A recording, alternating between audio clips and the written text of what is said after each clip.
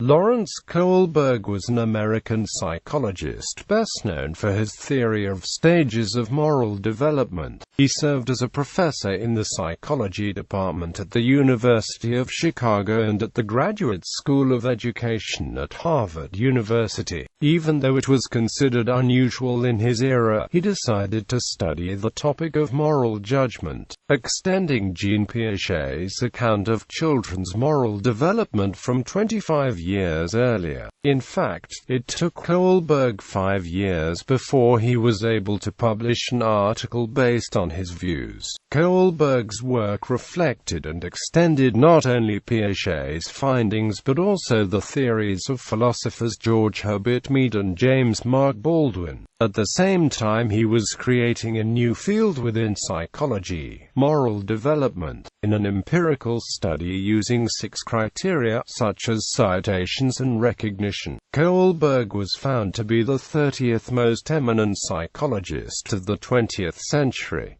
Early life. Lawrence Kohlberg was born in Bronxville, New York. He was the youngest of 4 children of Alfred Kohlberg, a Jewish-German entrepreneur, and of his second wife, Charlotte Albrecht, a Christian German chemist. His parents separated when he was 4 years old and divorced finally when he was 14. From 1933 to 1938, Lawrence and his 3 other siblings rotated between the mother and father for 6 months at a time. In 1938, this rotating custody of the Kohlberg children was ended, allowing the children to choose the parent with whom they wanted to live. Kohlberg attended high school at Phillips Academy in Andover, Massachusetts, which was an elite preparatory school. Kohlberg served in the Merchant Marine at the end of World War II. He worked for a time with the Haganah on a ship smuggling Jewish refugees from Romania through the British blockade into Palestine. Captured by the British and held at an internment camp on Cyprus, Kohlberg escaped with fellow crew members. Kohlberg was in Palestine during the fighting in 1948 to establish the State of Israel, but refused to participate and focused on non-violent forms of activism. He also lived in an Israeli kibbutz during this time, until he was able to return to America in 1948. In the same year he enrolled at the University of Chicago. At this time at Chicago it was possible to gain credit for courses by examination, and Kohlberg earned his bachelor's degree in 1 year, 1948. He then began study for his doctoral degree in psychology, which he completed at Chicago in 1958. In those early years he read Piaget's work. Kohlberg found a scholarly approach that gave a central place to the individual's reasoning in moral decision-making. At the time this contrasted with the current psychological approaches of behaviorism and psychoanalysis that explained morality as simple internalization of external cultural or parental rules, through teaching using reinforcement and punishment or identification with a parental authority.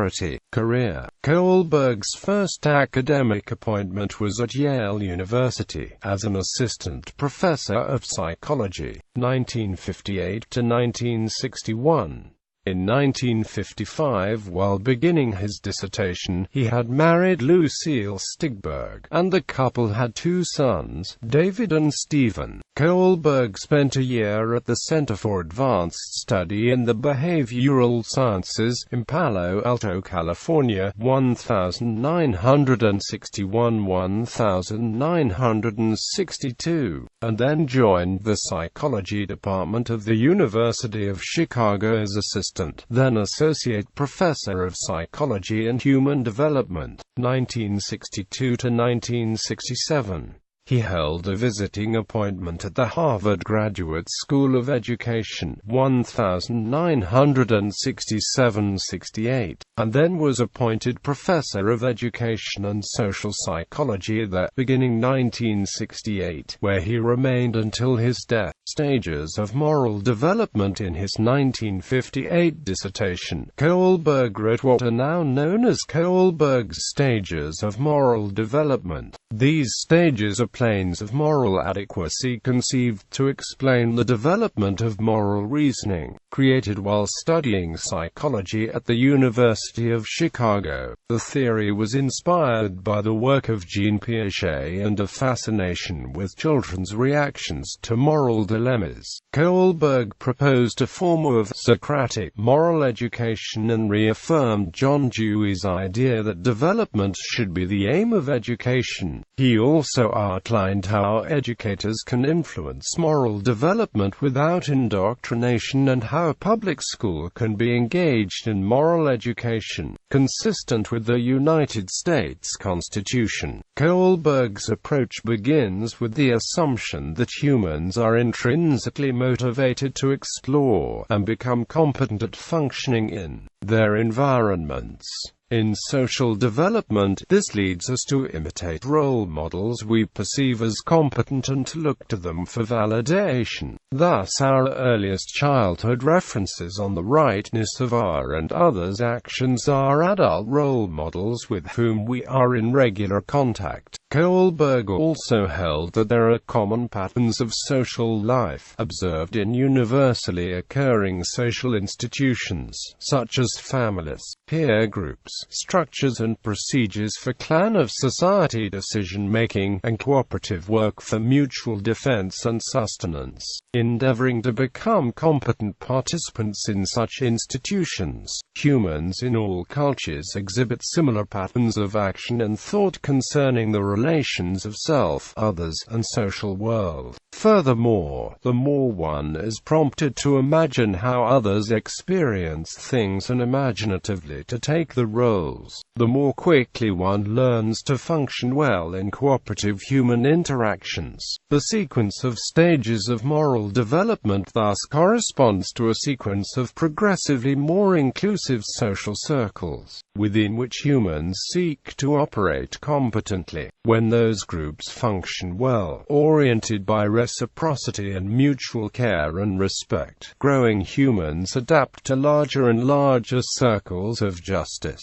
care, and respect. Each stage of moral cognitive development is the realization in conscious thought of the relations of justice, care, and respect exhibited in a wider circle of social relations, including narrower circles within the wider. Kohlberg's theory holds that moral reasoning, which is the basis for ethical behavior, has 6 identifiable developmental constructive stages, each more adequate at responding to moral dilemmas than the last. Kohlberg suggested that the higher stages of moral development provide the person with greater capacities, abilities in terms of decision-making, and so these stages allow people to handle more complex dilemmas. In studying these, Kohlberg followed the development of moral judgment beyond the ages originally studied earlier by Piaget, who also claimed that logic and morality develop through constructive stages. Expanding considerably upon this groundwork, it was determined that the process of moral development was principally concerned with justice and that its development continued throughout the lifespan, even spawning dialogue of philosophical implications of such research. His model is based on the assumption of cooperative social organization on the basis of justice and fairness. Kohlberg studied moral reasoning by presenting subjects with moral dilemmas. He would then categorize and classify the reasoning used in the responses into one of 6 distinct stages, grouped into 3 levels: pre-conventional, conventional, and post-conventional. Each level contains 2 stages. These stages heavily influenced others and have been utilized by others like James Rust in making the Defining Issues test in 1979. Moral education. Kohlberg is most well known among psychologists for his research in moral psychology, but among educators he is known for his applied work of moral education in schools. The three major contributions Kohlberg made to moral education were the use of moral exemplars, dilemma discussions, and just community schools. Kohlberg's first method of moral education was to examine the lives of moral exemplars who practiced principled morals such as Martin Luther King, Jr., Socrates, and Abraham Lincoln. He believed that moral exemplars' words and deeds increased the moral reasoning of those who watched and listened to them. Kohlberg never tested to see if examining the lives of moral exemplars did in fact increase moral reasoning. Recent research in moral psychology has brought back the value of witnessing moral exemplars in action and learning about their stories. Witnessing the virtuous acts of moral exemplars may not increase moral reasoning, but it has been shown to elicit an emotion known as moral elevation that can increase an individual's desire to be a better person and even has the potential to increase prosocial and moral behavior. Although Kohlberg's hypothesis that moral exemplars could increase moral reasoning might be unfounded, his understanding that moral exemplars have an important place in moral education has growing support. Dilemma discussions in schools was another method proposed by Kohlberg to increase moral reasoning. Unlike moral exemplars, Kohlberg tested this method by integrating moral dilemma discussion into the curricula of school classes in humanities and social studies. Results of this and other studies using similar methods found that moral discussion does increase moral reasoning and works best if the individual in question is in discussion with a person who is using reasoning that is just one stage above their own. The final method Kohlberg used for moral education was known as just communities. In 1974, Kohlberg worked with schools to set up democracy-based programs, where both students and teachers were given one vote to decide on school policies. The purpose of these programs were to build a sense of community in schools in order to promote democratic values and increase moral reasoning. Kohlberg's idea and development of just communities were greatly influenced by his time living in an Israeli kibbutz when he was a young adult in 1948 and when he was doing longitudinal cross-cultural research of moral development in another Israeli kibbutz. Writing some of Kohlberg's most important publications were collected in his essays on moral development, vols. I and II, The Philosophy of Moral Development and the Psychology of Moral Development, published by Harper and Ampro. Other works published by Kohlberg or about Kohlberg's theories and research include Consensus and Controversy, The Meaning and Measurement of Moral Development, Lawrence Kohlberg's Approach to Moral Education and Child Psychology in Childhood Education, A Cognitive Developmental View, Critiques. Carol Gilligan, a fellow researcher of Kohlberg's in the studies of moral reasoning that led to Kohlberg's developmental stage theory, suggested that to make moral judgments based on optimizing concrete human relations is not necessarily a lower stage of moral judgment than to consider objective principles, postulating that women may develop an empathy-based ethic with a different but not lower structure than that Kohlberg had described. Gilligan wrote In a Different Voice, a book that founded a new movement of care-based ethics that initially found strong resonance among feminists and later achieved wider recognition. Kohlberg's response to Carol Gilligan's criticism was that he agreed with her that there is a care moral orientation that is distinct from a justice moral orientation, but he disagreed with her claim that women scored lower than men on measures of moral developmental stages because they are more inclined to use care orientation rather than a justice orientation.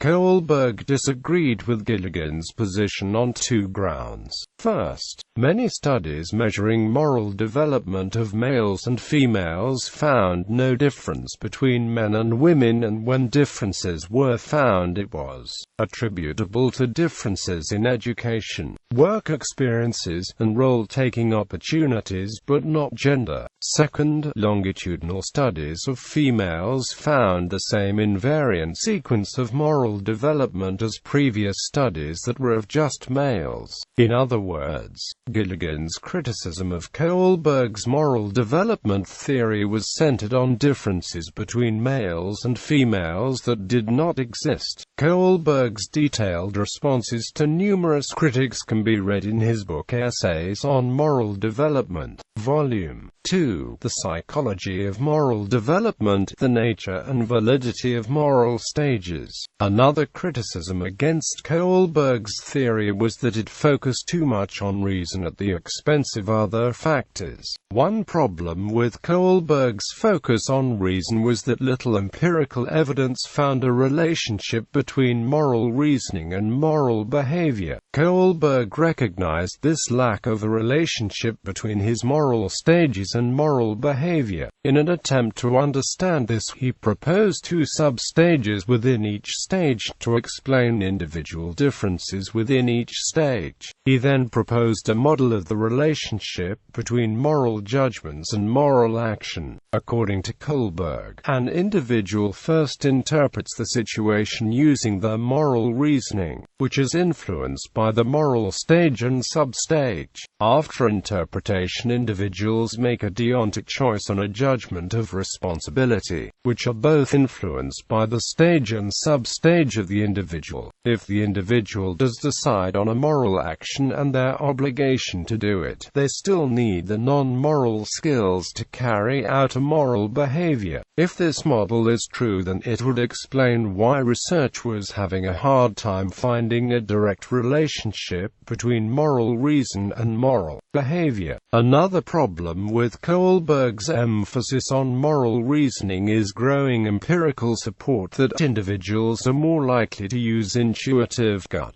reactions to make moral decisions than use reason-based thought. The high use of intuition directly challenges the place of reason in moral experience. This expanding of the moral domain from reason has raised questions that perhaps morality research is entering areas of inquiry that are not considered real morality, which was a concern of Kohlberg when he first started his research. Scholars such as Elliot Turiel and James Rust have responded to Kohlberg's work with their own significant contributions. Death. While doing cross-cultural research in Belize in 1971, Kohlberg contracted a parasitic infection. Due to this, he suffered from extreme abdominal pain. The long-term effects of the infection and the medications took the toll, and Kohlberg's health declined as he also engaged in increasingly demanding professional work,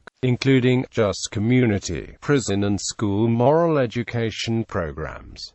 Kohlberg sometimes experienced depression as well. On January 19, 1987, Kohlberg parked at the end of a dead-end street in Winthrop, Massachusetts, across from Boston's Logan Airport. He left his wallet with identification on the front seat of his unlocked car and walked into the icy Boston harbor. His car and wallet were found within a couple of weeks, and his body was recovered some time later with the late winter thaw in a tidal marsh across the harbor near the end of a Logan Airport runway. After Kohlberg's body was recovered and his death confirmed, former students and colleagues published special issues of scholarly journals to commemorate his contribution to developmental psychology.